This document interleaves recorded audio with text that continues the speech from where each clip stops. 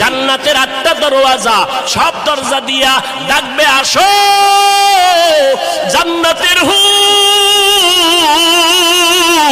তোমাদের জন্য অপেক্ষা করতেছে, জান্নাতের বিছানা তোমাদের জন্য রেডি। কেন? তুই সূর্যের গরম যেন না লাগে, কারণ সূর্যের গরম লাগলে মাথার মগজগুলো টাস টাস করে ফেটে যাবে, একটা সেকেন্ডের আযাব সইতে পারবা না।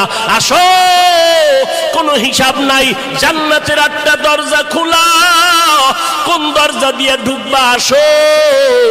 ও এলাকার মা বোনেরা, 4 জন নারীকে জান্নাতের 8টা দরজা ডাকবে, এর মধ্যে একজন নারী হবেন আমার নবীর কলিজার বিবি।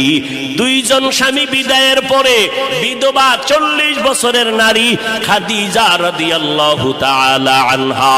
ওই খাদিজা ডাক দিয়ে কয়, ও নবী, আপনার হাতের কালেমার মুসলমান আমি একজন হয়ে গেলাম। নবী এবার কান্না বন্ধ করে বের হয়ে গেলেন। আর আমার দুঃখ নাই, আমার খুঁটি যখন মজবুত হয়ে গেল, আমার ঘরের চৌকাঠ যখন মজবুত হয়ে গেল, এখন আমি দাওয়াতে নেমে গেলাম। মায়ার নবী দৌড়াইয়া মানুষের দ্বারে দ্বারে গিয়া গোপনে গোপনে দাওয়াত দেয়।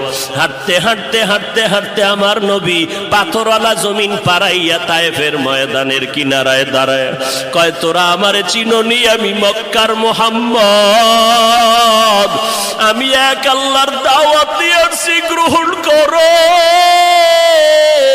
এই আসমানের মালিক আমার আল্লাহ, এই জমিনের মালিক আমার আল্লাহ, ওই একটা আল্লাহ, আর কোনো আল্লাহ নাই। ওই আসমানের মালিকের পক্ষ থেকে আসছি, কবুল করে নাও। তায়েফের বেঈমানেরা কয়, এটা তো সেই মুহাম্মদ মক্কার পাগল। বাচ্চাদের ডেকে বলে, পাথর মেরে মেরে মুহাম্মদের তাড়াইয়া দাও। যেই নবীর শরীরের মধ্যে মশা মাছি পড়া হারাম, মেঘের খণ্ড ছায়া দেয়, আমার নবী যেন কষ্ট না পায়, ওই শরীরের মধ্যে কাফেরের গোলামেরা এমন বৃষ্টির মতো